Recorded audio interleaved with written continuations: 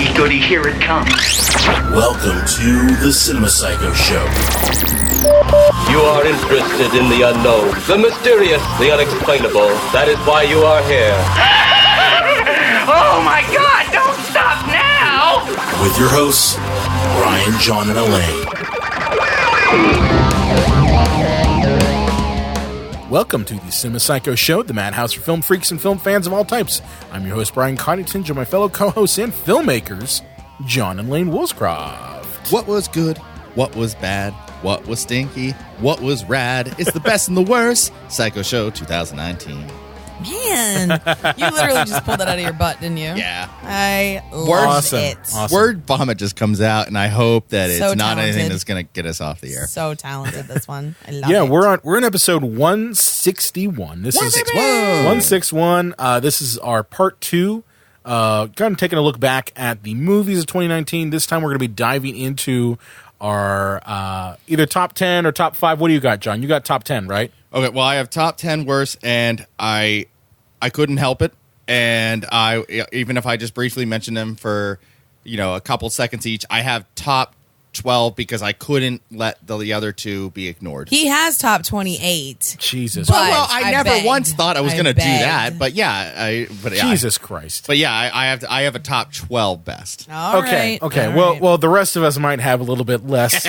I know Yeah. I have top 5 best and top 5 worst. Okay, Yeah. that's what normal humans, humans have who don't just live in a cinema. I'm like Rain Man without intelligence. Hey, you're one of the smartest people I know, asshole. Yeah. So anyway, we're going to be diving into our best and worst films of 2019. Really to close out the year and say bye-bye and hello to 2020, which might be more of the same. I think I already saw the worst film of the year in 2020, but I don't know if I want to mention what it is yet, but that didn't take long. It was 16 days into the new year. Yikes. That's bad. Yikes. That's bad. So do you want to start us off, John? What do we got? All right. So, best and worst. So let's start with the negativity first here. And I will say for my number 10, Worst. I didn't see as many bad movies as I thought I had this year. I saw a lot of average movies. Yeah, that's almost more disappointing because sometimes And- the bad ones are fun. As a point of reference, I did not see The Hustle. I did not see Charlie's Angels by choice. I forgot that movie came out. Wait, The Hustle? The remake of Dirty Rotten Scoundrels. Yes, yeah. yes. They Okay. made a I'm with remake of now. it? Yeah. Yeah, with Anne Hathaway and Rebel Wilson. Yep. Yeah. Oh, Listen, no. we were at the Red Box, and I was like, we should, and you were like, I can't. Yeah, Charlie's Angels, I ignored on purpose. Sorry, audience. And when you see some of the Well, that movies just I makes saw- you a sexist. That's all it is. Hey, calm down, Liz Banks. That just makes you a sexist. You didn't see Charlie's Angels. It couldn't be the movie's bad. Oh my God, I hate women. I didn't know that. we had to tell you. Lane, Sorry. did you see Charlie's Angels? No, I too That hate must women. make you hate women Oh, too. you hate yourself. I you too hate hate yourself. women. It's awkward. It gets awkward when I'm alone.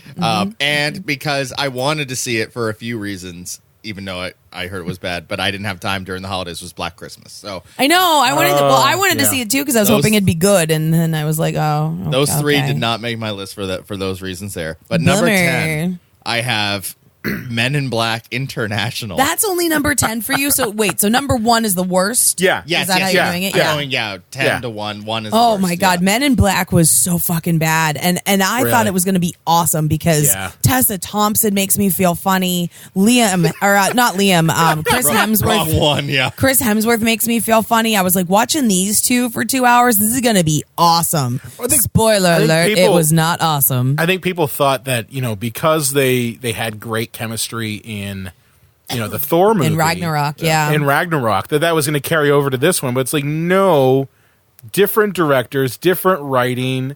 And it wasn't even different movie. Well, when you see the trailer, why is it every time you come around my London? Oh, this is going to be terrible.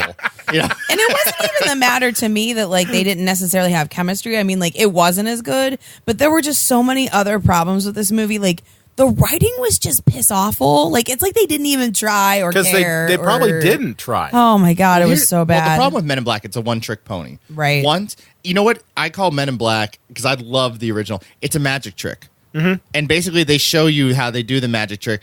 Then you don't really care about the the trick anymore. That's fair. So the second one, the third one, this soft reboot, like, it's over. I know the whole gag now, the whole erase the memory thing, and that, you know, they use the tabloids to find their thing. Like, that was cute one time. right. Yeah. It's not a franchise. Well, and two, if they were gonna try to mix it up and do something different, I don't know how it took this long for them to put a woman in it. Like the sequel should have had a woman in it. And the thing is the They set it up that way. The almost. bones for it were already there. Yeah, they set it up in the every first Men in one. Black film has had a female character in it that was just shortchanged every the single Exactly. time. second film was Every supposed to single have time. the woman from the first one, with the studio went, "Hey, no one wants a broad." Right, which Get is Tommy back. so dumb. So yeah, so I mean, like that was it. It almost like did the right thing. Like what, 15 years too late? 20 years too late? I don't even know. Yeah. Speaking of doing the wrong thing, number 9, Aladdin. Oh my god, I can't believe this is again number 9. That this might be my worst movie of last year. It was so fucking bad. Oh my god. Oh, I'll feed you, baby bird. They get worse. So bad. Oh, Aladdin was so bad. Speaking of Will Smith, he was absolutely atrocious in this, and I don't know why they picked someone who can't fucking sing to sing some of the best songs in that movie. I mean, Because technically speaking, they're he is just a like- singer. Yeah, He's I mean, a rapper. yes. No, he's not a singer. He doesn't have to be a singer. Rap is I something think- separate, I and think that's fine. Rappers would be upset with not calling them singers. They're rappers. Say- And I respect the art form. Lane Don't- saying that they're not singers is wicked, wicked, wicked, whack. Don't get me wrong. I'm not saying that they're not artists. I think rap is just as valid as singing. Yeah. But I'm saying But they it's like, don't why have a why rapper did you sing get Big Willie style to be in this? because and like He's charismatic, I think. They thought, oh, who's the only person who can stand to Robin Williams in charisma as Will Smith? and listen, I know every fucking word to getting jiggy with it, okay? But to my Yes. much to my chagrin, No, much, we all knew it. Much to my chagrin, I know every word. But I'm just saying, like, don't have a rapper try to carry a tune because he couldn't. It was auto-tuned, worse than Beauty and the Beast. Oh man. Big Willie style equals big silly style. Yeah. It was unnecessary. Well, I think also the CGI was just god awful. It didn't seem like they had much money, which is bullshit because they're Disney. It was probably like $300 million budget. Well, yeah, that's the thing. It's like you figure, okay, this is Disney that also owns ILM. Oh You're yeah, telling me you got the big guns there, okay? You got more money than God. They own Lucasfilm You now, own too. Lucasfilm. You own ILM, and you're telling me you still couldn't figure out how to make a competent CGI character? Maybe just don't do the CGI character. Maybe. Maybe just do that one. Yeah. You know? You Well, know- live animals are expensive and hard to wrangle. It'll make them computer No, animals. but like yeah. he looked horrible. Yeah. Horrible. Well, that's why most of the movie he's just like himself. Like, so I can blend in, aka we don't want to do the You don't want to do the compositing. digital effects. You know, the only thing I thought that was even medium redeemable about Aladdin was Nasim Pedrad. I thought that was like the only good thing was Yeah. like her character and like the I fact feel that she so was in bad the for movie. her. Because, like, you know, oh, you're in Power Rangers. This is going to be the big thing. They're going to make 20 of these movies. It bombs. And then, oh, Aladdin. This is, oh, you know what? They're probably going to make a bunch more Aladdin and no. No. So she has all these tent poles and then they to be fail. fair, they never make a sequel to these Disney live action remakes. They never do. They never do. No. Wouldn't it be great if they made a live action Return of Jafar? Listen, we'd fucking watch it. Because I'm because- home again with you. You chase the clouds away. Whenever I am blue, you're always blue. Oh wow! Someone watched somebody had that Return of DVD. Jafar? With Dan Castellaneti as the genie because Disney screwed over Robin Williams. Yeah. Yeah. Good times. But yeah, and it only gets worse from there. Number 8, Glass. Oh my god, that movie was so bad. Guys, That movie roll was back the so clock. What, bad. 12 months ago when we reviewed this fucking movie? Yeah, wow. That was a long That damn was time so ago. long ago. It's so weird. We should have been worried that it came out in like January. Nothing good comes out in January. Remember when everyone was like, "Oh, this is the movie we've been waiting for He's back. forever. He's back. He's back. Listen, Shyamalan's back." every no. time we think Shyamalan's going to do it right, he does us dirty. No, okay, he does do us dirty. Shyamalan and I broke up. I'm done. We're done. I mean, It's Glass over. should have broken up everybody from Shyamalan. It's over. I'm sorry. The only film I ever liked from him is Unbreakable. I mean, I like Sixth Sense. I thought Sixth Sense was neat. I don't and like. I Sixth thought it was Sense- neat. I don't think Sixth Sense holds up in a modern era. Like I watched it last year, and it doesn't hold up. I don't If think. you want to get our full thoughts on M. Night Shyamalan, check our archives. Yeah. Thanks for checking. Go back out our about archive. 12 months. Go back about 12 months. Yeah, and no matter how much I like Sarah Paulson, like she was not the best part of this movie She's either. an amazing actress, but I'll tell you, like, get the wrong director, and you would swear she's the worst. Lady fucking actress on the mustache planet. twirling is what she did, like Yeah. in this. Number 7, and I'll preface this by saying I have no emotional attachment to the graphic novel or the original movies, so I went in kind of like not caring. Was Hellboy. Yeah. Right. Oh, Yeah. yeah. Yeah. It's Yeah. a shame. With Well, Hopper? 'cause- Yeah. No, the Yeah. original one wasn't great either. Right? Or I was it love good? it. No, People loved it. I like the original. You're thinking of Okay. the sequel to the original. No, yes, I here's am. the thing. I even like the sequel. I Okay. even like the Yeah. sequel to the Hot original. take. Wow. Yeah, Oh, that's not really a hot take. well, though. it's not I think really. They're out it's- there, like. Yeah, I mean, Okay. Yeah. I didn't know. I liked it because it added to the mythos, Okay. which a lot of sequels fail to do. Right. It definitely was different. I Right. mean, that's the first one had a lot of. It was mostly about Hellboy, and the second one kind of tried to introduce characters to that mythos that was a bit more, and it got out of its comfort zone because the whole deal with Hellboy is that no one knows he exists. He's kind of just like a ghost. Yeah. Oh, right. And Okay. the second one kind of said, well, what if we just expose him? and he's out in the world, and what does that do for him? Do people Interesting. view him as kind of a monster? And I mean, that's what I'm saying. Like, and the thing too is like there is something to be said for having the same director come back Yeah. for both movies. Right. There is a bit of consistency in having Del Toro come back for both Hellboys because Right. he did. I think he was ready to make the third. He was ready but to then make the studio, third. Like, Yeah, kicked him in the butt. I mean, Golden Army did not do nearly as well as Yeah. it needed to do to kind of warrant making a third one, and so that's kind of why people were kind of. And the thing is, like the second one, it set up a third one very nicely. Right. It was one of these movies where it absolutely set up a third one really nicely, and it just didn't pull the trigger. Right. So and I like David Harbour a bunch, Yeah. but I didn't think that this was a successful No. enterprise for him. with a better script, like, and a better director than this most recent Hellboy, I bet he would have been a good Hellboy. Probably. Yeah. But I was baffled by how a movie could be so simplistic and so confusing at the same time as this movie was. It's a good trick, isn't it? Yeah, and boring. How do you have a movie about a demon child like who fights supernatural creatures be so goddamn Well, I think boring? the problem with this movie is no one asked for it. Yeah. Nobody asked for another Hellboy movie. The movie no we're one so wanted. far removed from the original series. We're looking at least 10 years? Little least. under Yeah. 10 years? At least. Yeah. Yeah. So we're so far removed from that original series that no one really wanted another one, especially if it wasn't tied in. It's not like Ron Perlman came out and said, "Yeah, I'll do a third one." That would have, I think, got people to see it because it's continuing. Well, too, that the series. Del Toro and Ron Perlman both have their like rabid fan base. Right, but You know. my point is just like this is a movie, a remake that no one really wanted. No one really wanted a third one. The remake that no one asked for. Or wanted, yeah. Yeah. It's, you know what it is? Deadpool 1 and 2 and Logan, all R-rated, highly financially successful movies. Like, let's make an R-rated Hellboy movie. What do we have? We have Hellboy. That could be R-rated. Yeah. They're Right. just following the trend. And Yeah. honestly, it should be R-rated. I mean, that's the truth. Is that Yeah. character has to be R-rated. Oh, no, I don't think the Del Toro ones were bad They in that got sense. they got close. Yeah, they got very close. They got very I just a lot They of pushed, re-edits. they pushed the yeah. envelope on that one. Number 6, The Lion King. It's a crap in ya. Very nice.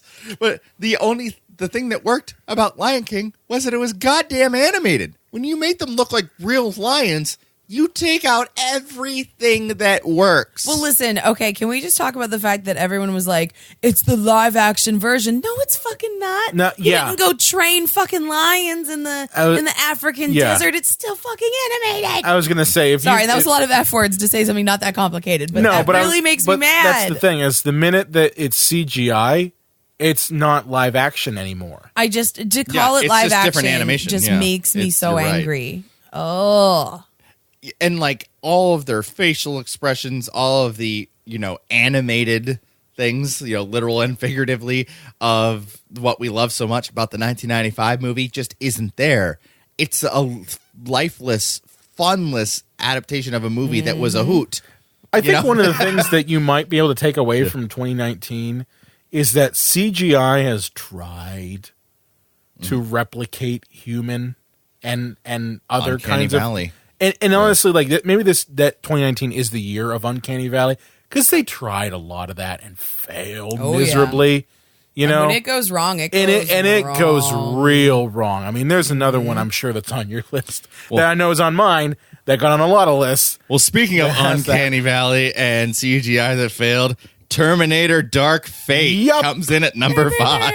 Again, another movie no one really wanted. And man, like there was something so exciting about seeing the original Sarah Connor, seeing Linda Hamilton in the trailers. Like that felt good. Like for a second. Because James Cameron for the third time saying, "This is the one. This is the one." Is she in I her support. 60s or is she just in her 50s?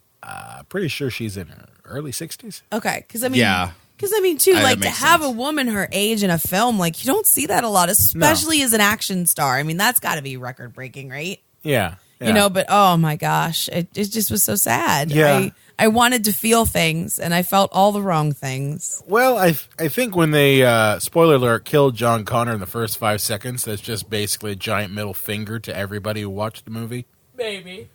I basically negated all of the series. Well, I was at a live Q&A with Eddie Furlong, and he went, "It's a paycheck.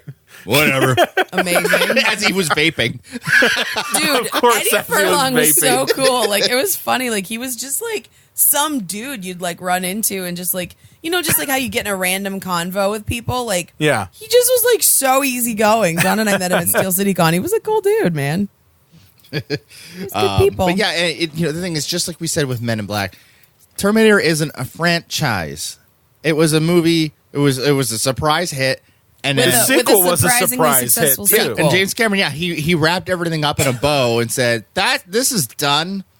And they just keep trying to make another one after another one. It's like watching a mouse keep like bashing into a wall in a maze, like over Hoping and over. something will But change. that's things every single time. Like what we were told. Oh, Genesis. This is the movie that's good. This is the better Salvation. one. Genesis. Salvation. This This is is the the good really. one. This Dark is the Fate. good one. Yeah. No.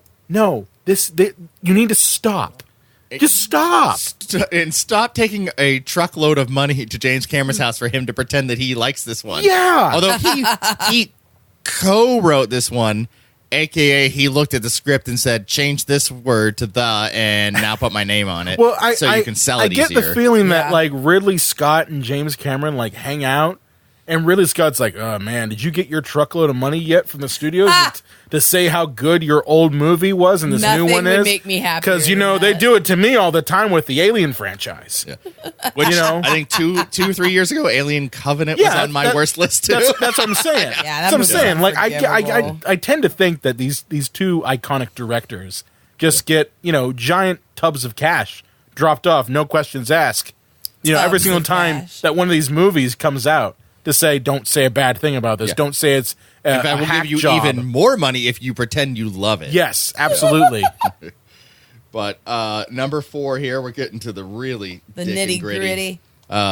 Dark Phoenix. Oh. Oh my god. X-Men. Dark Phoenix. I mean, is X-Men over? Like, is it just totally fucked? Well, as no, a I mean, franchise? Disney bought it. They're going to They wait got- 5 years and That's reboot not what it. I'm asking. No, but they got one more. They got one more. They got New Mutants.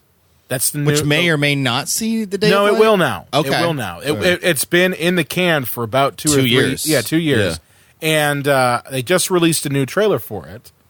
And this is supposed to be the last I one think it's over from guys. that particular, from They the should just the release it on pre-Disney Disney studio. Plus. It's the fucking worst. Of course, guys. right? Well, they have Yeah. nothing So to lose bad. by putting it on Disney Plus. Yeah, but it's not like they're going to bang, shit it out at the box office. yeah, But Yeah. but this was so embarrassing. Like it was embarrassing. Embarrassing's a good word for it. here's how Brian. stupid. It's true. Here's how stupid Hollywood was. X-Men 1, people are mixed feelings on it, but hugely profitable. X2, most people love it. So good. Unbelievably profitable. So good. Basically, all they need to do is stick the landing with The Last Stand. the guy, they fucking ruin it. Brett Ratner. Yeah. But the thing is, here's their genius idea. Let's do the Dark Phoenix story again. Let's get the writer from Last Stand. Was it Simon Kinberg? Yeah. Yeah. Who did Dark Phoenix the first time and ruined it, and let him write it again. How fucking stupid are you? Oh, come It's true. It doesn't make any sense. Part of me thinks that maybe Fox was like, you know what? Disney's going to buy us. Might as well give them a black mark on the books. We'll get We'll tank the franchise Well, before just they to buy fucking it. crash it See, into that the would make blade. more sense. But honestly, like if they're like, hey, RoboCop 3 was terrible. You know what? We should make another RoboCop and we'll pretend this one's the true third one. Who Yeah. should we get to write it? How about the writer of RoboCop 3? Perfect. That makes yeah. perfect sense to me. Yeah, yeah. But it was embarrassing because I loved First Class. Like I really liked First Class a lot.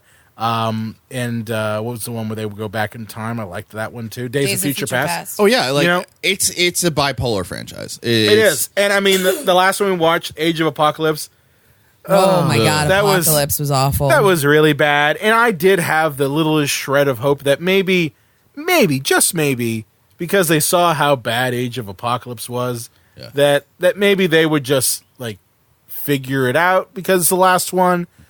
But no, they managed to make it worse. I didn't think that was possible to make it worse, and they did. To a slightly smaller budget, number 3, The Haunting of Sharon Tate. Oh man, Oh, talk about yeah. your poor taste. Well, yeah, and talk about, what's that? Quentin Tarantino's making a movie about Charlie Manson? Well, we could make one twice as fast and get it out around the same time. Yep. But have it be really, really bad. So what was worse, The Haunting of Sharon Tate or The Haunting of Nicole And Brown Nicole- Simpson? The Nicole Brown Simpson one. Nicole Brown Simpson was worse. That's the one you just saw, right? The one that's the worst of 2020 so far. Yes. 16 days. Is it made by the same people? Yeah, it's from the Oh same God, Well, fucking hell! So wait, you Well, didn't learn your lesson, is what you're saying? Oh, I purposely went out for that reason. And I heard that it was terrible. This guy actually directed a great documentary called Never Sleep Again. Are you fucking? He made that one. Uh-huh. Wow. Yeah. He made that one. He actually has a That's lot the of... Nightmare on Elm Street documentary. Yep. He made that. Yep. And then he made this shit. And he has a lot of very interesting credits. Come Yeah. on, man. But his new thing is taking like real true crimes. It's a really good documentary. I own yeah. that documentary. It's Yeah. really good. We all love it. We all love it. But yeah, he takes these true crime stories and then he changes the stories and he does it for $10 for purely exploitation reasons, and with actors who are fairly decent in other things, but it looks like high school play acting, and they must do it in one take without rehearsal and goes good. No, it's probably because he has no problem directing a documentary. He just has to like get interviews together, Just put shoots a documentary and shoots style. a documentary style. Yeah, and a documentary is really made in the editing. You can be a Exactly. good editor and not a good director. And it sounds like he's just not a very good director. He doesn't know how to direct actors. yeah, that's You what know? it sounds like to me too. But yeah, here's a bad idea. When you get Hilary Duff to be Sharon Tate. Yeah. So no offense, Hillary. I mean, you seem like a nice young lady. I'm not here shitting on you, but like that's a We're big, super happy for like the whole Lizzie McGuire reunion. yeah. I mean, it was probably a okay paycheck. Yeah. You know. But the movie has it like where they survive and like they get away from Charles Manson after a few of them had been murdered, and it's like, so did you really just get a leaked script of Once Upon a Time in Hollywood? Yeah, Probably. Wow, that's weird. Yeah. Probably. Number 2, possibly my favorite movie of the year in terms of enjoyability, The Fanatic. Oh. John, what is wrong with you? You know, the more you keep like renting that shit, the more Fred Durst is going to think what he's doing is okay. A Fred and it's Durst not. joint. He's going to be looking at his books and just be like, wait a minute. One guy rented my movie. I got to go to this guy's house. Holy shit. No, dude, like a lot of people, I think, saw that shit. baby. Keep on rolling in your house. Yeah. So is John Travolta just done? He's Well, been done. Is he just like literally Number one, You know he's he's a been repugnant. propositioning for an Oscar for this, right? Ew. No, what? please tell me that's a lie. There are things in Variety that say for your consideration, John Travolta. There is no Fanatic. consideration. This is a consideration for the Razzies. That's it. He's a repugnant human being, and on top of everything else. But yeah, John Travolta? He's a repugnant human being. Yeah. Really? Yeah. Is it because of his crazy Scientology? I mean, his Scientology Yeah, well, he's a shit, Scientologist, Yeah. and I'm sorry, but like, how old was he when his son was born? That's the most selfish thing I've ever fucking heard. That doesn't make you repugnant. That doesn't make you I don't know. I think. Well, he's also creepy. Like I've. Heard I mean, that he's I will creepy. say he's creepy, and Yeah, I've heard he's also creepy. But yeah, Fred Durst, you gotta love his directing style, especially too when he has a scene where I want you to act angry. Devon Sawa, who is like the movie star that John Travolta is obsessed with in the movie, says to his son as they're driving, like, "Oh, hey, you want to kick it old school? You want to listen some Limp Bizkit?" His son's like, no. "Yeah, Dad, Limp Bizkit's great." And he goes, "Oh man, I used to rock out to this shit all the time. This is a classic." And let me guess, it's rolling. I think it's actually one of deep cut. Oh. Deep cut. Yeah. But so yeah, it's one of those experience. it doesn't need a lot of explanation on why it's about John Travolta's performance, a script written by a 4-year-old, Ouch. and What a movie gets about me- a man who's so misanthropic, it's hard to You know what watch. gets me about this movie is that John Travolta is playing someone who clearly is on the spectrum, and his son is on the spectrum. Yeah. And this is Classy. this is horrible. Horrible. I don't think that, I don't think Fred Durst probably thought that far ahead. He just pumped this script out on whatever drug he was into, probably Molly, and then He was handed him the rolling. script and he's, no, man, he ain't on the spectrum. He's crazy. Oh, I can live with that. No, but that just is kind of depressing to me. Is just that John Travolta has done a lot for autism, and then you get this, and it's just just a hit in the gut. Oh yeah. Yeah. It is. If you love bad movies and laughing at them, Oh, man. see this. Yeah. If you only slightly like them or don't like them, stay as far away from this movie as If you only watch, say, bad movies like The Room, in Troll 2, you're not going to get enjoyment out of this. Run. Run. But if you love Poltergeist, you'll like this. Or Birdemic. Oh, Birdemic. That's I the think next level. you'll get this. Those are different levels of terrible. Well, if this is number 2, John, what What's the your hell number is one? your number 1? I don't think there's any surprise here. Cats. Yep. What do I really need to say that Yep. you didn't get from the trailer? Oh my God! I mean, it I've just didn't- never seen such a shit show. Why? Cat shit. Why? cat shit, if you do they will. do I see this? what you did there. There's two options here.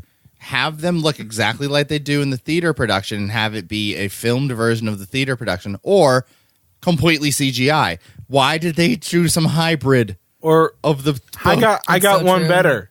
Don't make the movie. right? It's not a Yeah. great story. It's really not. Cats is a shitty Broadway play to begin with. No, but It has no third act. It exists. It has no well. story. But it can exist within the framework of a theatrical production. Yes. It does not lend itself well to a film production. I love theater probably more than any straight white male should. But That's a harmful stereotype. I know. I'm sorry, but I love theater very much. I don't actually like movies based on theater because the They're whole so point is that you're rarely supposed successful. to see it live. Yeah, exactly. And that my point is just as I said, there was no real reason to make this movie. There was none. Was anyone saying, "Oh, I can't wait until they make a film version of fucking Cats"? Seriously, No. no one said And that. let's be honest here. When we're talking about fucking Cats, we literally are talking about crazy, bizarro, anthropomorphic fetish shit in this film. Because this movie Giggity. is really icky. Icky. That's the word. I guarantee somebody out there is spanking it to Tay Sway as a cat. Oh my God. I guarantee you. Definitely is their fetish. It's what? So the cats have titties, but none of the cats have. They have human titties. They don't have human six titties. They have yeah. human bosoms, but no nipples. But no nipples, and the men don't have dicks. Well, James Corden doesn't have a dick anyway. No, but I'm just saying, like, Wow. like, Take someone that. thought to themselves, well, let's make the cats have human tits, but no male parts. Would you want James Corden swinging a cat pipe like a little red rocket? No, well, they had no. That's all I want now, actually. He sees like Or Ian McKellen swinging one. yeah. Always. Yeah, he sees Ian McKellen, he feels intimidated, he sprays. Like, But isn't that what they did though? Like they just Wow. like told the actors, okay, act like your asshole cat at home. Oh, what's the whole that? s- Act overly horny and then hit something off the shelf. the whole Yeah. story is if it's every cat introducing themselves for 80 minutes, and then it's all the cats trying to die. Yeah, that's the whole point. That's what they want to do. Yeah, What the fuck? they all So want to weird. die. What is this story? Like, this is, So as a weird. Broadway show, it's a horrible idea. As a movie, it's like, what the fuck? It's So. very out there, and it did not work. I don't know how And they tricked Judi Dench and Ian McKellen into being in this. We were Money. all very scared. Well, they probably were like, well, you've seen Cats, right? Yes. And they probably do. I mean, most people, aside from you, John, like the production of Cats. A lot of people do. Okay, yeah, I mean, yeah, it's I don't true. know. It is true. A It's lot- one of the most popular. It's one of the most popular One of shows. the longest running A shows. lot of if not people the like longest. Cats. Just the I'm way on Team John here. Just the way a lot of people like Rent. The same deal. Right. And they probably lured him with, hey, this is the film version of that. Yeah. Wouldn't you want to be a part of it? I guess. That's it. Dame Judi Dench is, and Ian McKellen, they were involved in the theater, so they have kind of, the theater. Yeah. They have kind of an invested interest in it. So I get why they were in it, but the big thing we didn't talk about is, like, this was the biggest shit show I've ever seen in terms of how a film production company deals with the movie. Because after the first weekend, they sent out a new version That is with just quote-unquote bananas updated to me. CGI. It's bananas to me. So that means you put out a bad version first. Yeah. How in the world did that process It was go? It's because insane. most people don't know how long it takes to fix something like that, so they basically use it as a marketing tool. Oh, this has improved graphics. Yeah, Mm-hmm. we could literally improve the entire CGI of a 2-hour movie in a week. Well, first of all, you can't do that. I Yeah. mean, that's not possible. That seems wrong. You need 6 months to a year. I was like, to fix what that, what hired monkeys did you get to go ahead and do that in a week's time? Yeah, A for lot of real. people say the Sonic the Hedgehog thing, they did that on purpose too. They purposely made a bad looking version of it so they could release the real version of it. Oh, and people I would don't- be like, oh, they I don't know if changed I it. buy that one. I don't know if I buy that. I think they were. I heard that too, John. I heard that, but I don't. I think that's kind of like the new Coke deal. Like we put out new Coke, so people love old Coke. Yeah. No, I think with Sonic the Hedgehog, they had in their mind of, oh, let's just update it for the cinema. I don't understand why anybody cares what Sonic looks like. The movie's still going to suck. Yeah, but here's the deal. I would say people should go see it because that does pay the CGI artists who had to be brought in again Yeah. That's fair. fix a fucking fair. mistake. So that's I would say people should go see Sonic just for that, Maybe. or don't pirate it is what I'm saying. Well, that's a very worthy number one, John. Yeah, so there's the top 10 worst of the films, ignoring, as I said, the ones that I didn't see. That was the crap show that was 2019, in Turds. my opinion. Turds. Do you All want me right. to? Do you want me to go down mine? Yes, Brian, what do you have here? Okay, so for me, I don't have nearly as exhaustive as a list as you do. Okay, so do you want me to go with best or worst first? Well, let's go. Let's all do worst here, and then Okay, all right, fair enough. So my worst, and this is in no specific order of just that. I did have Glass Yeah, as number 5. as you Okay, should. Yeah, as you should. as he should. It just was very disappointing, and a lot of my picks are culminations that did not stick the landing. Right. Okay, so I had Glass being the first of that culmination that didn't stick the landing. Dark Phoenix, no surprise there. We already talked about it. Yes. Really didn't stick the landing, and it just goes to show you that if you fucked up once, you probably will fuck up again. Especially if you hire the same writer. Yeah. And speaking, by the way, of hiring the same writer who did a bad job on one movie and then got hired to do another one and then did a bad job on that one. My third one is Rise of Skywalker. Ooh. Because if I had made a top 15 worst films of the year, I'd Rise of Skywalker. Rise of Skywalker is on there again, and we talked about this ad nauseum on our Rise of Skywalker episode. Right. In that the expectation, at least for like the Star Wars fan, I'm not talking about the everyday person, because honestly, I think the everyday person was just like, okay, another one's coming out. I might see it. Great. How did Disney do that? But yeah. How do you? When Force Awakens came out, people were shitting in the streets. Not even Force Awakens. Yeah. When Revenge of the Sith came out, people were like, I got to go to the midnight screening. I got to bring my plastic lightsaber with me. After what George Lucas did to them. Yeah. After everything. You don't know him like I do. In private, he's so sweet. Yeah. After everything, you still had people who went and love them or hate it, saw those movies and were not apathetic. But leave it to the House of fucking Mouse to just kill it for you. You'll consume anything, bitch. And yeah, you know what? Yeah. Saw Rise of Skywalker, letdown, severe letdown, and that's honestly why it's on the worst. It's not the worst movie ever. Like, it's not. I mean, we talked about it. It's not bad cinematography. Acting's questionable. But it's just bad in the standpoint that of a franchise has been around for 40 fucking years. And this is touted as the last one, which is usually supposed to be the best chapter in a book, is that last chapter where everything goes, and everything comes together, and this one just literally is a giant middle finger to the fans, in my opinion. I mean, they say this is the last chapter, and I guess they mean in the sense of like Carrie Fisher, Harrison Ford, and Mark Hamill, but we're going to get more Rey movies, so it's not the last chapter. No, but that's the point. The point is, like, this is the last chapter with the original cast in it. And the original thing. So it does have that legacy tied to it. Anything that comes after this is derivative of that main narrative thread. So that's why it's on my worst, is because it completely botched everything that came before it in an effort to try to appease everybody. We talked about this on our Rise of Skywalker episode. You can't appease everybody. You're going to piss somebody off. Yeah. And this one ended up pissing everybody off. If you say your audience is everybody, then it's nobody. Yeah.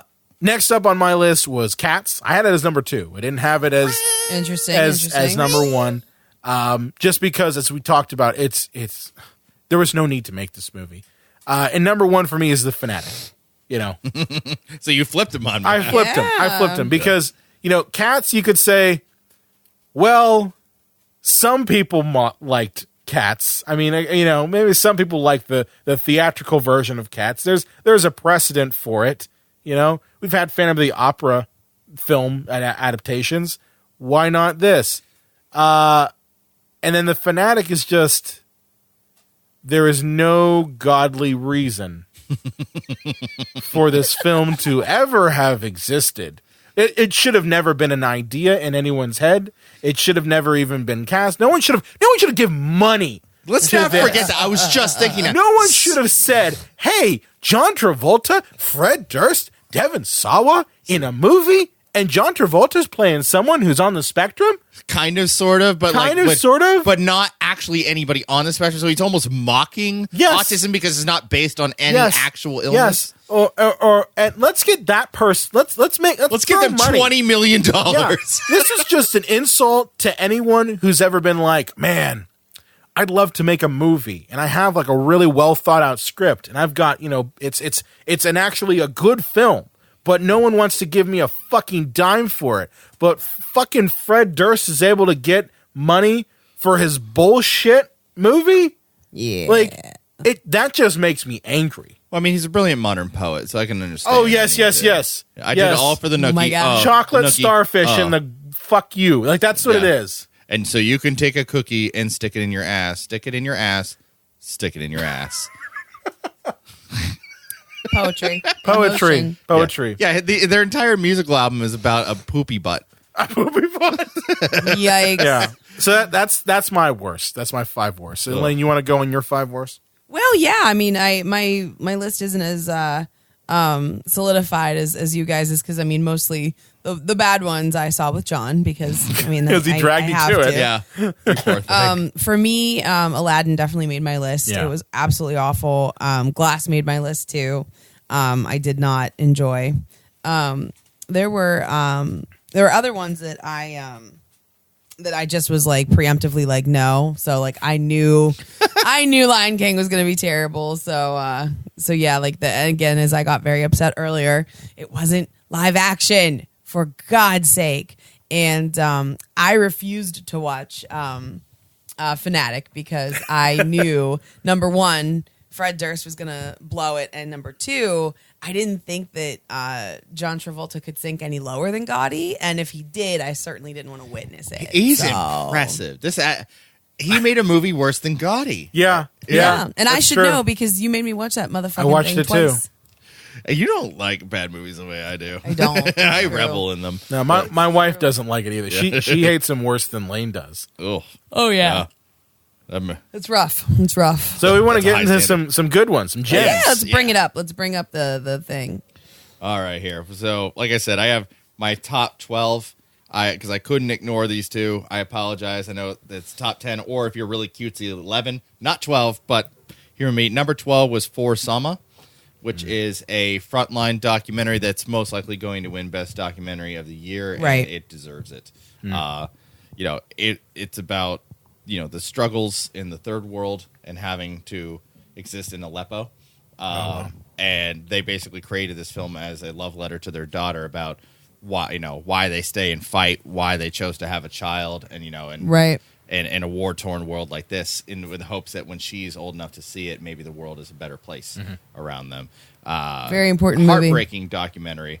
Yeah. But to get a little more commercial here, number 11, Joker. Yep. It Yep. just barely got booted out of the top 10, but this was amazingly good. It wasn't a comic book movie. And what is it about the best comic book movies aren't comic book movies? Oh, This right. Logan they're and just movies. They're just good It's movies. true. this was Taxi Driver meets King of Comedy. Yeah. Joker for me was conflicting because the public was like, why are we sympathizing with a maniac who's killing Right. people? Yeah. And I think when you're having conversations like that, that's a positive thing. Movies are supposed to, on the base level, they're supposed to entertain. The most, saturated, just, not in the substantial level, but just the surface shit is really just entertain. If you're able to bring up conversations about things like class, about things like inequality, about things like mental health, all in a movie that's supposed to be a comic book film, that's what cinema is supposed to do. And I think we almost cheer more for the fact that he is a representation of people that have been forgotten by society more than him as a person, because his character is a sad, pathetic, demented maniac. Yes. But it's what happens to him is a representation of what happened to society. Yeah. And how we can always just reach that one point before we all snap. That is the question. It shows us of our own fragility. In how our ability to say sane is really because of systems that have set us up. But what if you don't have those systems? What if you don't have the Right. support system in place Yeah. to keep you sane? That yes, one very bad day can cause you to go off that, and that's what is nice about Joker. And you're right; it's not really a comic book movie. It's got comic book elements thrown in there that we're familiar with, but I think you could call this something else. You can call it Arthur, and it would still read fine if you change the names of everyone in there. If you didn't call him Bruce Wayne, or you got rid of Gotham and called it New York, it'd still read true. Although, I mean, this is not certainly my favorite part of it, but I really enjoyed the fact that Bruce, or Thomas Wayne was in there, and he was an asshole. Yeah. It's a different take Yeah, on it. it's true. And Yeah. Because he and- would be an asshole. That's the thing. And with the end of the movie, like the riots are happening, the Waynes leave the movie theater with their son, and it's like, what a different take. The rich are running for their lives from the people that are trying to start a revolution. So it's not, the poor little rich people that were murdered in the streets. They're running for their lives. Like, get us out of here from all these poor people rioting in the streets. Yeah. Well, I think also this movie is very indicative of the time it's made. Not to get political, but you do why not? have The movie did. But right. But I'm just saying, like, you are asking yourself questions when the president of the United States is a billionaire who basically can do whatever the fuck he wants and doesn't care what the repercussions are. And flaunts it. Yeah. And says, I can shoot someone on Fifth Avenue and no one cares. Yeah. And you've got, people in the media are saying, well, we just need another billionaire to go up against him. That's what'll win. Another billionaire celebrity. Another billionaire Get celebrity. Oprah That's in the there. only Or way The you can do Rock. it. Yeah. But then you also have on the same spectrum, you have people who are saying, well, why aren't we fighting for inequality? Why aren't we to stop inequality? Why aren't we fighting for basic human fucking rights like free college and Medicare for all? Like, that's the conversation we're having. So, of course, our films are going to pick up on that. And I think that's why Joker's successful, is because it is taking those elements that are very real and kind of adding it through a comic book lens. Yeah. And obviously this movie had to stand alone because this is not a comic book movie in the sense that it was graphically violent and depressing. Oh, Right. very depressing. Number 10 here, getting to the actual 10 nit and gritty here. I have Once Upon a Time in Hollywood. Yeah. Yep. And Lane, I don't know how you feel about that because you've been scoffing at the title all week here as I've brought it up in one shape or another. But, as we mentioned, you can go in the archives to see our long dive on this. There were times where Tarantino was a little too proud of himself, with some shots lasted too long, and he's subdued himself in certain ways as a filmmaker, but he's gotten worse in others. But you can't ignore that. Love him or hate him as a human being, he is a masterful postmodernist filmmaker, and I wouldn't say this is his best by a long shot, but it's one of his most impressive in a while. As I said in our review, I respected the fact that he was restrained. Mm-hmm. Like, it made the characters, even though his characters are always a little bit larger than life, it made the characters relatable to some degree because he didn't just go for like the ultra violence bullshit, which he usually does. I mean, yeah, you do have the last scene in it, which has that. But like, compare that with, Inglourious Bastards, which Inglourious Bastards is one of my favorite films. But the type of film that you get in that is very exploitative to some degree. It's very ultra violence. It's very kind of wacky to some elements of it. Yeah. Where this is pulled back.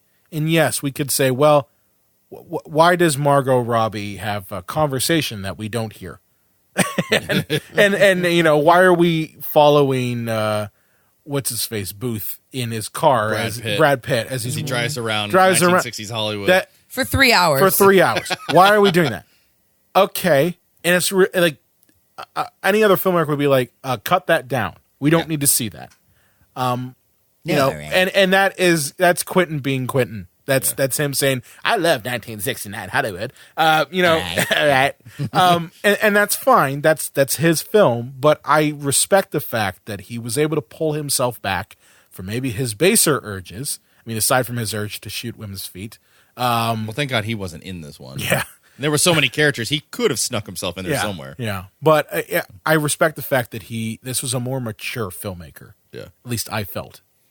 I agree. Listen, this didn't make my worst list, but this by far did not make any of my best lists. Ugh. No, we got a dissenter. But number 9 here, the only movie that gave me nightmares this year, and it was a documentary, One Child Family.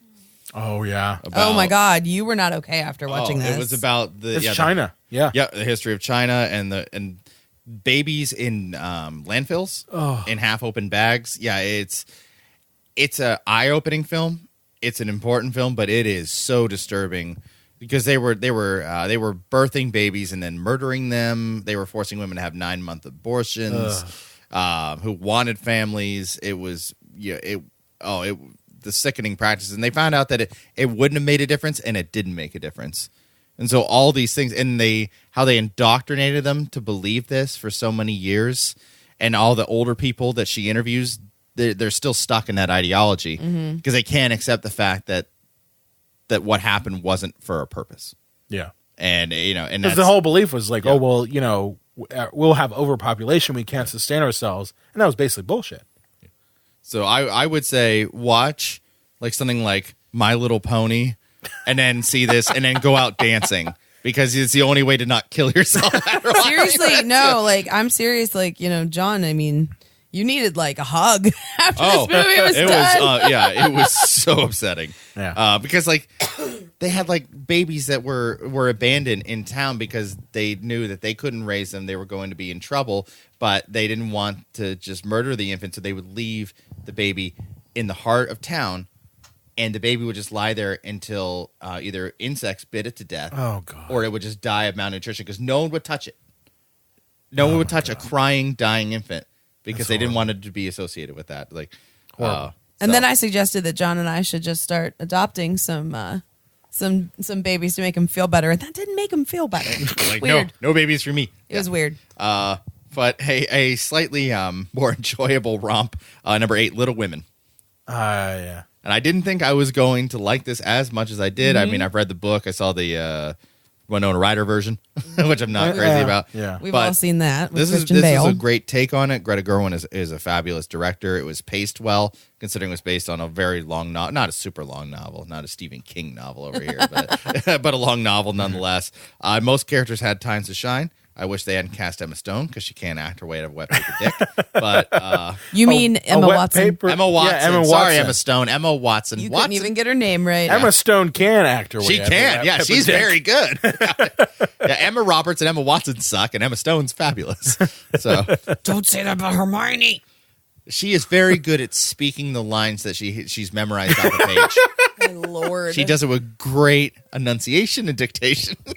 Yes, because it's Leviosa. Wow. Jeez, you guys.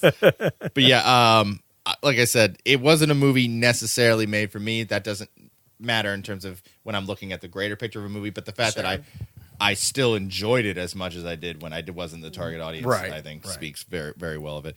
Number 7 was Ford versus Ferrari. Yeah. Which, a movie about like racing cars. Like, I don't know about all this. Yeah, you're not really a car guy, like in the best way. No. But no, it was masterful performances. The fact that Christian Bale didn't get nominated to me was a travesty. And I'm not a huge fan of this guy, but I'll tell you right now, Matt Damon knocked it out of the fucking park in this movie. He was fabulous. Yeah. The cinematography was great. The audio was great. It was an entertaining story based on a true story. And they did a good job of handling true stories. Because sometimes in movies, you feel that, the story should have ended there, but then it goes here. Yeah. You didn't really get that with that movie because you have to deal with the fact that it is reality. It's not, you can't just write it however you want. Right. But yeah, a fascinating story about, two character studies at the same time dealing with, the Ford Motor Company trying to beat the Italians, the Ferrari, a race car. And yeah, like I said, you don't have to like race cars to like this movie. It's a blast. Number 6 is a movie that everybody needs to see just so they can talk to me about it, and that's The Lighthouse. He hasn't talked about anything else since Really? he saw it. Seriously. Oh my God, it is so He's fucking obsessed. good. This is what the Midsommar asshole wishes he could be. Oh, yeah. Mr. Heredity and Midsommar, like Yeah. he wishes he could be the guy who did the witch in The Lighthouse because like this is just so goddamn great. Yeah, and Midsummer was such a disappointment. Midsommar. Yeah. Midsommar. Yeah. Midsommar. Because, we can't just call it summer. Well, it just was. I was really worried, because like You thought you were going to be terrified. I thought it was right? going to be really scary. And there's been a lot of really good scary movies that have come out in like the last 5 years that are just a little bit better. Like there have been like a lot That's of debatable. Well, like That's I mean, debatable. I think internationally, especially, and I really thought that this was going to be. I was like, oh, it's going to ruin my life. It's going to ruin. Wasn't scary at all.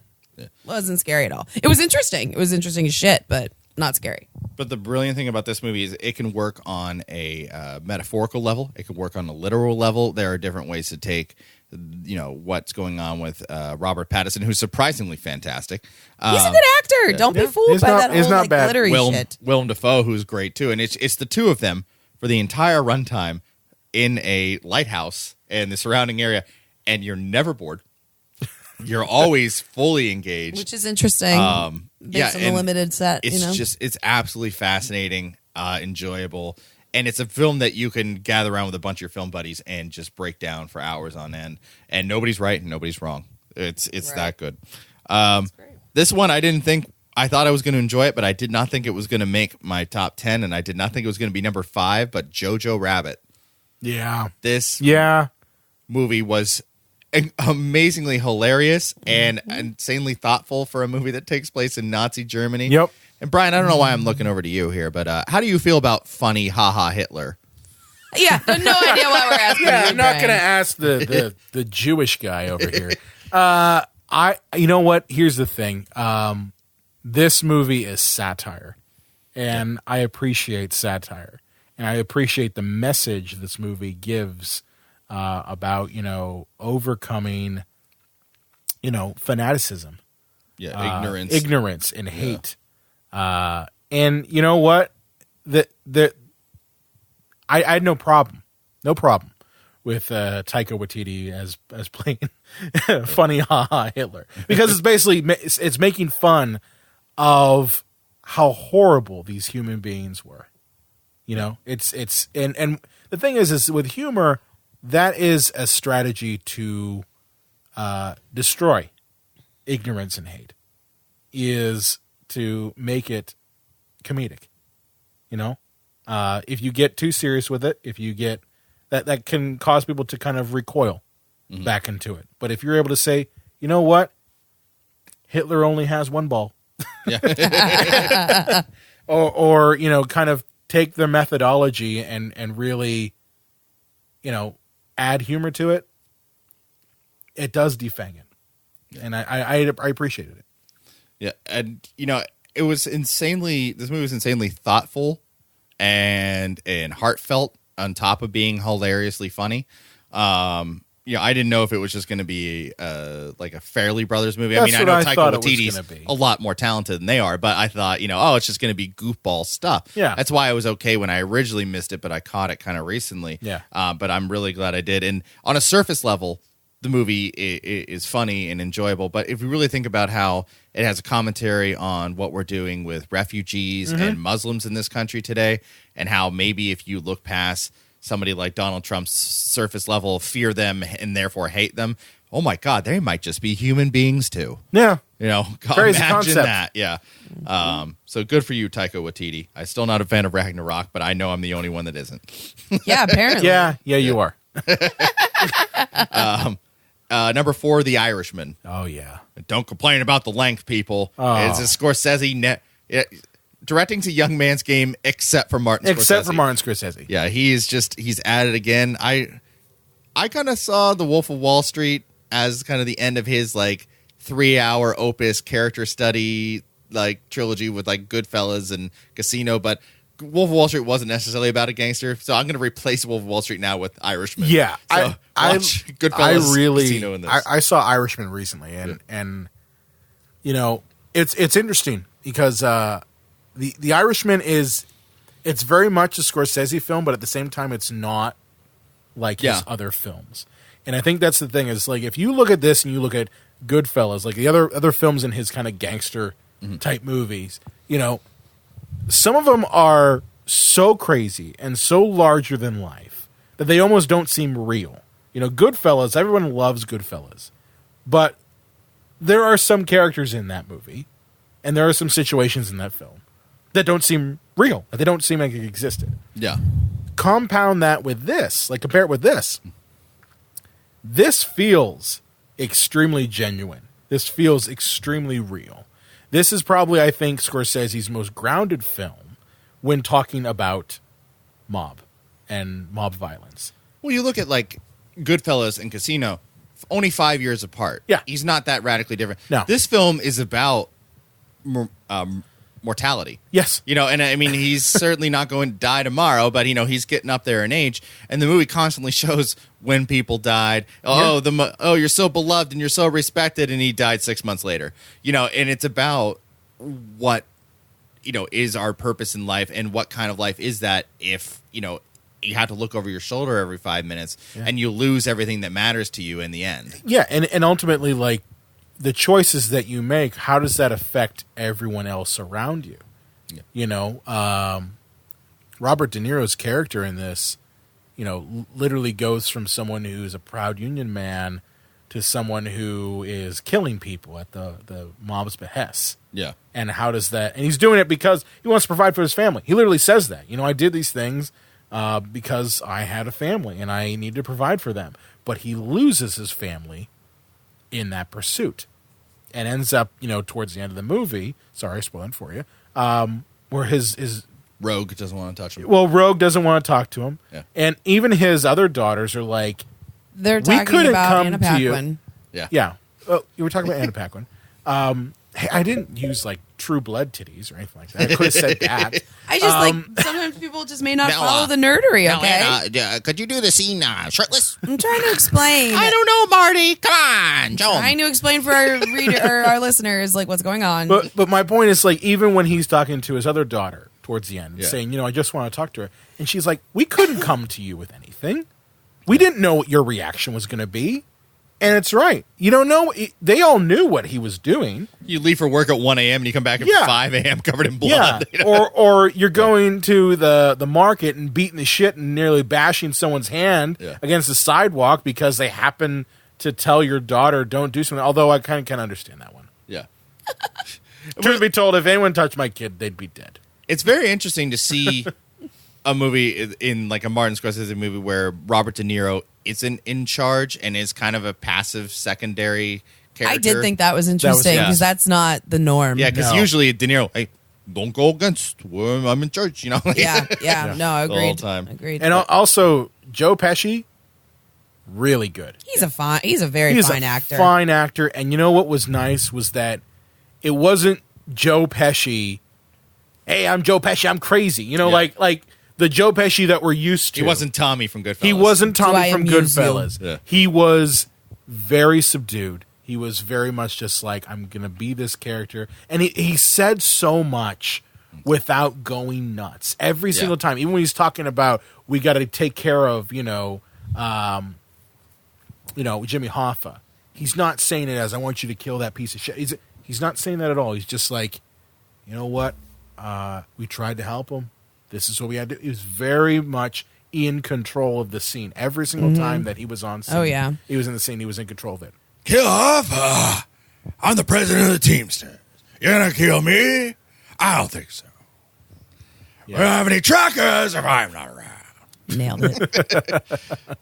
But yeah, fabulous movie, and don't bitch about the running time because I'm sure you know you've binged what some you TV sat show. through. No one had any problem sitting through the Lord of the Rings trilogy in the theater. Yeah. And like you literally can watch fuck this in your you guys. underpants. So You literally it's could fine. watch in your underpants. You could just watch naked. You know, have some that's cannoli and watch the Irishman. I do not want powdered sugar all over my titties. Never gonna happen. Anna Paquin would do it. Boy, I walked right into that one. You did. But speaking of actresses, number 3, Marriage Story. Yeah. And talk about a film that's just about two people going through a divorce, and it works so well. Yeah. It's amazing what you can do with, like, Acting. so little. Yeah, it's true. Yeah. I'd like to give this another try because I may or may not have been. Shut up! I may have been inebriated when I was watching. We watched this it on with New Year's John. Eve. We went after the ball dropped. So I was. It was already 1 in the morning. You're like, I was a little without my faculties at this point. So I'd like to try it again. that's the wrong movie to watch when you're drunk. Well, yeah, because I want to say like, oh, so boring. Like, no, I just was like not totally with it. You're just like, oh, look, Adam Driver's on screen. Yum. he doesn't do it for me. He doesn't do it. Doesn't I do it for you? I have some friends that are like, oh my God, he's so hot. And I'm like, that's cool. Not to me. If you try to divorce me, I will get my nights of rent on you, and they will stick it to you. God, Is there anybody you cannot imitate? John, jeez. Bring it black. Yeah, I definitely want to give Marriage Story another chance just because everybody just freaking loved it. And for me, I remember very little of it. Yeah. Well, the tricky thing is that it's about rich, out of touch celebrities, but there's a reason for that. It's because they had to show the extremes of divorce, extreme travel, finances, things like that you don't get for people who are like lower middle class that you could probably more reasonably associate with. Of course. So if you can overlook the fact that these are incredibly rich people, it's very amazing. You know, and it's a brilliant character study on both ends of things. Mm-hmm. And you can kind of see how both are right and both are wrong, which, oh my God, imagine that. The movie's complicated. The people are more complicated than, you know, bad guy versus good guy laser in this guy. Who knew? Yeah. Not what Adam Driver usually does. Yeah. Oh, I'm a bad guy. I told him not. And then I'm going to kiss Ray on the lips. I'm going to get a boner. And I'm gonna laugh. Get a boner and die. I'm gonna have a Boner die. No, he had a giggle and then he died. He like laughed and then died. Boner. Boner is not confirmed. Boner is not confirmed. Number 2 for me was Parasite. Yeah. Yeah. Well, I want to say off the bat, I ignored this movie at first, like, because I thought it was a horror movie. I thought Parasite, that's got to be a horror movie. I don't know if I'm gonna, you know, take. And then I found out, oh, everybody's saying this is one of the best movies of the year. It's like, a horror movie is the best movie of the year. And then I read an article that said, no, John Wollscroft, you dumbass, it's not a horror movie at all. And I said, wow, that's very much like connected to me. Did it literally say no, John Wollscroft? You fucking Yeah, my name asshole. was in the headline. It was, It was weird. weird. It was weird. But yeah, no, it's a amazing movie about the haves and have-nots in South Korea, Yeah.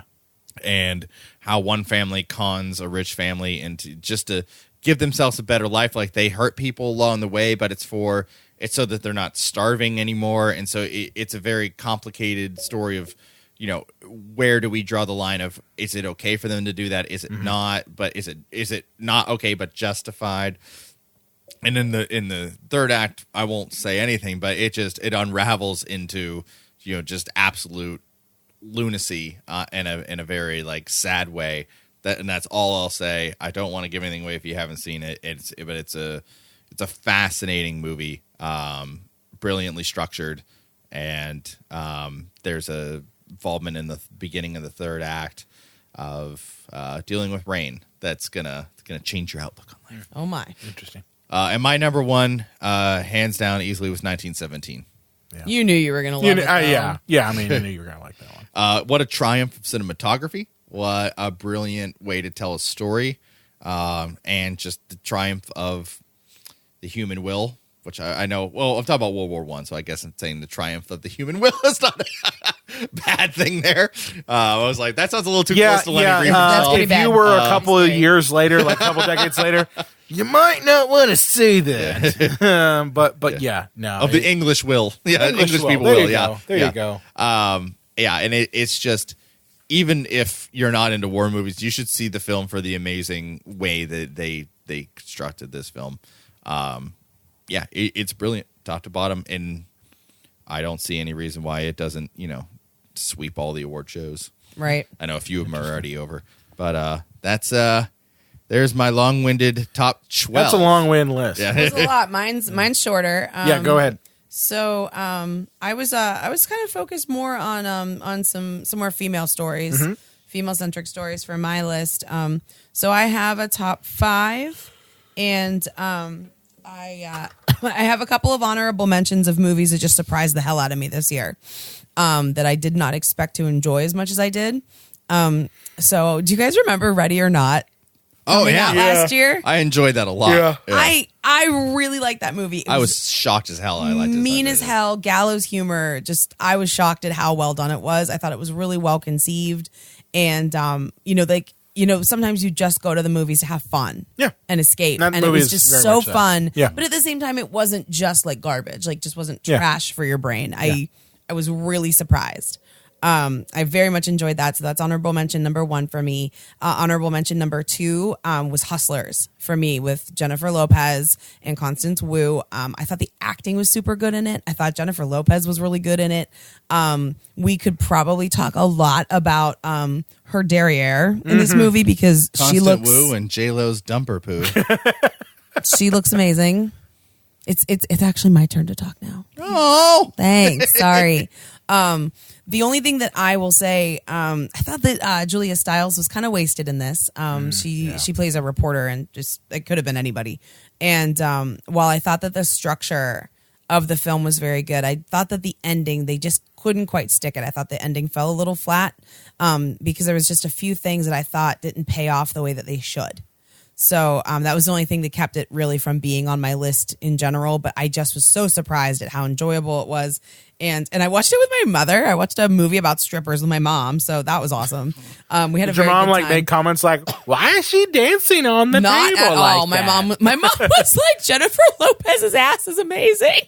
yeah, Kathy's pretty with it. My mom's pretty cool. But we kept saying to each other, like, oh my God, like they are criminals and we're rooting for them. They're doing very bad things and we want them to like succeed. Like that's the mark of a good movie when you're rooting for the bad guy, I Well, think. their clientele were scumbags, so Right, fuck but 'em. what they were doing was really, really not okay. Right. Just I'll fill you in later. So my number 5 is nominated for an Oscar this year. Klaus. It was a Netflix release. Yep. It Animated. was a triumph of 2D animation. I feel it's absolutely gorgeous. The plot reminds me very much of Emperor's New Groove, which I'm very fond of, like from my childhood. This feels like a more grown-up version of that. I thought it had a lot of interesting things to say about community and the coming together of society, and when we actually care for each other. It's kind of the classic thing that we've talked about, like the right thing for the wrong reason. Yeah. I feel like it's that in the beginning, but becomes something else. It's about the origins of Santa Claus, but it's not overly Christmassy, I don't think. Right. But it was very good. I really thought it just more than anything was absolutely beautiful to look at, which is 2D. What is that? oh, am I scaring you? It was not made with a computer. So very predictably, I also loved Booksmart this year. It was, I thought, a really nice slice of what it's like to be, 17, 18. You're about to go to college. You think you know everything. You don't know shit. And I thought it was a very delightful romp. There was a couple things that just killed me, made me laugh so hard.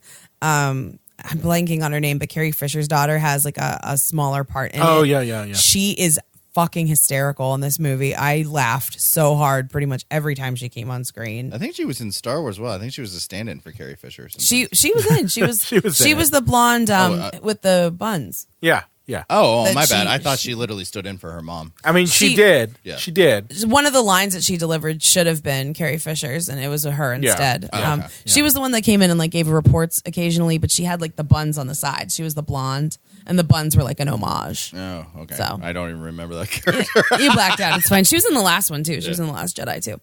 But Booksmart I thought was extremely well acted.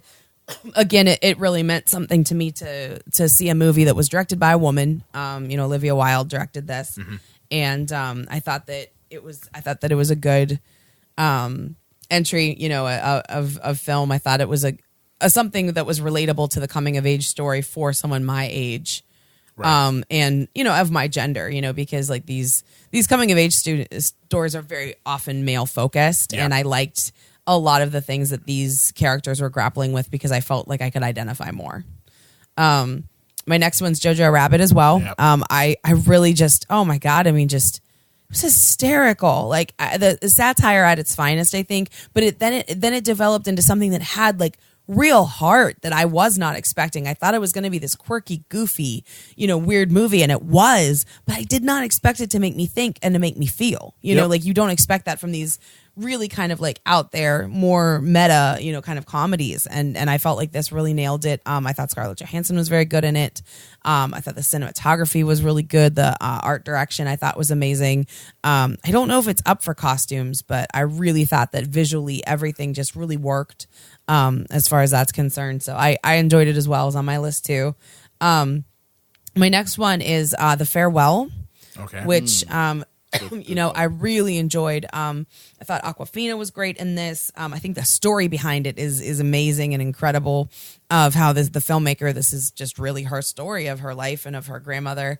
And and I feel like it isn't as popular in the mainstream. Like it's a quieter movie, so it is the one at Sundance where the family decides not to tell like the matriarch that she has cancer, and that's actually a very common tradition overseas in the East. Really? Where you kind of bear that burden for them, but the lengths that they go to hide it from her is insane. And actually, the real life woman, because the filmmaker is the Awkwafina character in real life. The real life woman found out because of this movie that she had cancer. Oh, she had survived like 4 years. She's supposed to die in what, like 3 months? Yeah, and she's alive 4 years later. I think that the diagnosis came in 2013. Actually, yeah. Oh, so even longer. Even longer. I think it was in 2013, and she's still with us today. Wow. And what does that say when you don't know you're sick? I think that's a huge debate to be so had. Interesting. I would want to know. I think that's so interesting. I think I would feel very well. I mean, hurt. culturally, that's also how we were brought up. Right. But what I really identified with was when you have like when you love somebody and when you're a part of a family, to take that burden of that knowledge for them, because I mean, maybe I over-identify. I lost a parent to cancer, but to take that burden for them, as an act of love. Like I thought that was a really powerful message, even though culturally it's maybe not something that we understand as much, in the West. Right. But anyway, it was a quiet movie, but it was awesome. It really was an eye opener for me, and that's a lot of what I look towards for cinema is to like change my perspective, change that sort of thing. So, last movie on my list was Little Women. I thought that Greta Gerwig nailed it. I thought she really shot it out of the park.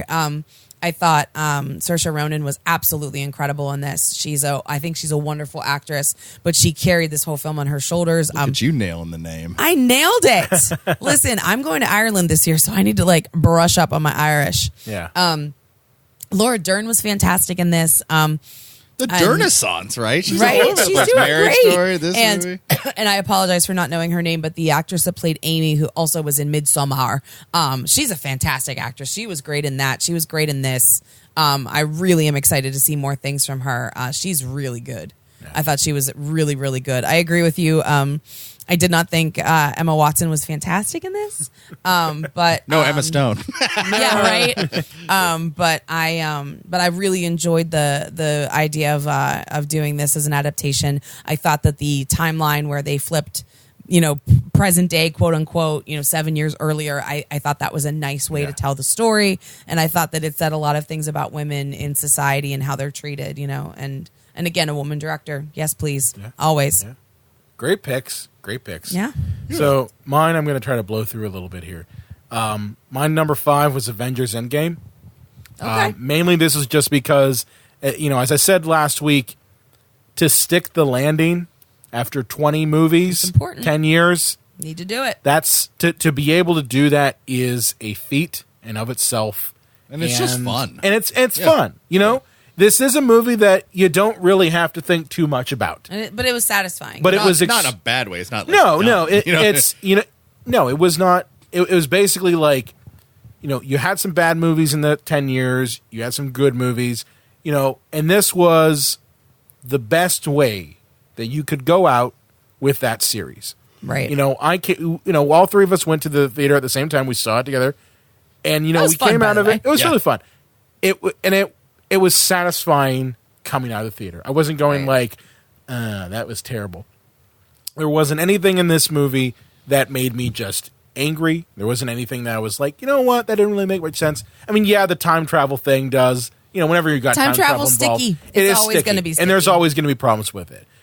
But all in all, it was a satisfying popcorn film. Yeah. Agreed. And that's all I really wanted. That was what my expectation was for Avengers Endgame is, how does this whole saga end? Mm-hmm. Rise of Skywalker couldn't do that. Endgame did. Right. My number 4 is Once Upon a Time in Hollywood for obvious reasons. I love Quentin Tarantino as a filmmaker. As a person, debatable. But this was a satisfying entry into his filmography. I was a little hesitant when I heard that he was going to be tackling the Manson murders. I remember a year and a half, 2 years ago, we said we brought this up as a news story when we were still we did. We were like, what the actual fuck? And I was like, this is going to be bad. Yeah. And it wasn't. And it actually was a great kind of look at how does Hollywood kind of treat actors? How does it treat people who are in the industry? And this movie was not really about the Manson murders. It just is in the backdrop of it. It's really, as I said in the review, it's about Leonardo DiCaprio's character, and it's about Brad Pitt's character. It's really about them, but it just happens to exist within that universe. And talk about great production design. Fantastic production design. Brad Pitt was amazing in it. It's not always the case. It's not always the case with him. And I wasn't crazy about this movie, but I thought that Leonardo DiCaprio was also really good in this. As good as he can be. As good as he can be, yes. I know you don't I know you don't I don't like like him. him as a person, but he should have eaten a manatee or whatever so he could win another Oscar. Yeah. So I random. Once Upon a Time in Hollywood definitely met and exceeded my expectations. The one number 3 here, I'm surprised you guys didn't have it down. Knives Out. I didn't see it. I wanted to so bad, and we didn't make it yet. It probably would have made my list. It probably would have made my list. I didn't see it. Good. And what's funny is that I've only heard good things. It's really good. It's a great throwback to the murder mystery film. I'm really looking forward to whodunit. It has very much that vibe. It's got excellent pacing. It's got great performances. It's smart dialogue. Like, there wasn't a time there I'm watching it going like, I'm bored. And for a murder mystery type thing, that is the struggle, Right. Yeah. It just has a great vibe to it. And what's funny is that it's made by Ryan Johnson. Who, everybody shits their pants over because he ruined But it proves to me that he can't direct franchise shit, but he can direct and write. Maybe that's a good thing. Real movies. Well, I don't understand why these bigger movies just don't get tools who will do whatever you want. Quit getting these indie guys who have visions because they're gonna. You have a plan. They have their plan. That's what I'm saying. It's like Looper and this, both made by him. Really good. Really good. He should just stay far away from these franchise films because they don't want what you want. Taika Waititi, stay away from Star Wars. You're too good for that. Make your own movies. I definitely want to see Knives Out by Knives the Oscars. Out, and I hear they're going to make a sequel to it, which great, but yeah, Knives Out, really good, solid film. Nice. Then number 2 obviously is Joker. Okay. Which we've already talked a little bit about.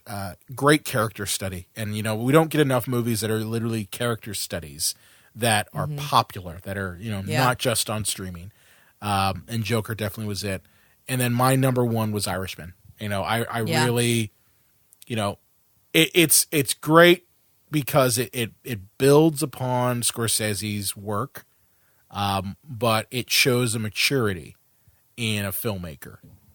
He easily could have gone back and said, I'm going to make it just like Goodfellas. I'm going to go back and make it just like Casino, or like, what's the boxing one that he did? Raging Bull. That's it. And it pulls elements from it. Yeah. His use of slow-mo, that's from Raging Bull. That's directly from it, But how is it used? How is it used in the narrative differently? Right. I love, and there's debate about, the use of CGI to kind of make them. I didn't mind it. I can see where people would have a problem with it, but at the same time, with this one, you're telling the story of somebody and characters that are, over the course of 40 years? 40 to 50 years? Yeah. If you don't, there's no other way to do it. You can't just dye their hair. You could very easily say, well, let's get younger actors. And you could do that. And in the past, that's what you would do. But there's something for having Joe Pesci, Robert De Niro, Al Pacino portray those characters in those different ages. Those actors have to now basically adapt their character for where the character is at in time. Robert De Niro in the first part of it takes place in the late 50s, or so, is a very different character by the time we get to the late 80s, early 90s, even to I think they get up to 2000. Yeah, De Niro, I think, is supposed to be in his late 80s. He's supposed to be in his late, yeah. But what I mean is, by the time he gets to, that age, he's in we're in the era of 1990 something. Like they got a Gulf War going on. A person changes who they are over time to some degree, and showing that change is a struggle for actors to do. So I think it was great to kind of have them do it, and the technology is there to do it. I didn't have a problem with it. It was a light touch, in my opinion.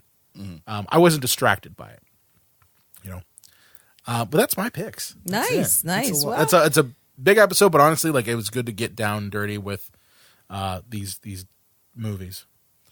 And, we'll admit we didn't see everything. I'm sorry, I didn't see Pain and Glory. John, you came so fucking close. I didn't see Uncut Gems, which I know a lot of people were raving about. But listen, I want to see it too, and I still have we work A full Hidden time. Life, We have the lives. Terrence Malick This movie. is hard. Yeah. This is I don't think hard. anyone's going to unsubscribe because you didn't see every film that come out of everything. I tried. Everything. I goddamn tried. You really did. Right at You the were end of the stressed year. about it. Yeah. But that's 2019, folks. Did it? Better or worse. Did it. And there were a lot of great films. I mean, there were things that weren't mentioned. Ad Astra, The Two Popes, Dolomite Is My Name, A Beautiful Day in the Neighborhood, Last Black Man in San Francisco. There's just a few that didn't make my top 12, but those are fantastic films too. So what a strong year for films. A lot of turds in there too. Don't get me wrong. I wouldn't say it's in 1999 by any stretch of the imagination. No. It's not one of those years. It's not in 89 either. But the ones that end the decades are usually not. strong. Yeah. It's not. Well, 2019 was one that ended a decade, and I wouldn't put it in those realms. But I'd say it was an okay year. It was an okay year for film. I look forward to seeing what 2020 brings. Hopefully, we get a little less superhero movies and maybe some more like real films, like Dr. Dolittle starring Iron Man. Less Last Jedi, more Knives Out. Yeah. There you go. So that's about it for 2019. John, where can they find you at on the Twitter machine? The Unreal J Wolves. Lane? LA_Croft. You can find me at Brian Connington. I'm also from the Psycho Show page. Be sure to like us on Facebook, Twitter, Instagram at Psycho Show. You can also find us on the Epicast Network at epicastnetwork.com. If you have a favorite movie or question you want to throw away, you want to talk to us about your favorite movies or worst films from 2019, you can contact us at cinemapsychoshow.com. Make sure to subscribe to us on Apple Podcasts and iTunes and catch a new episode next time. Yeah, guys, that's my list. I'm never changing it. No way. Cement. Oh, what? Here's a check from Disney. Oh, I'm sorry. My new list. Star Wars was the best movie of the year. Avengers, and then Lion King, Aladdin, Captain Marvel. I swear, they didn't send me any money. Bitch. Sell out. Epicast.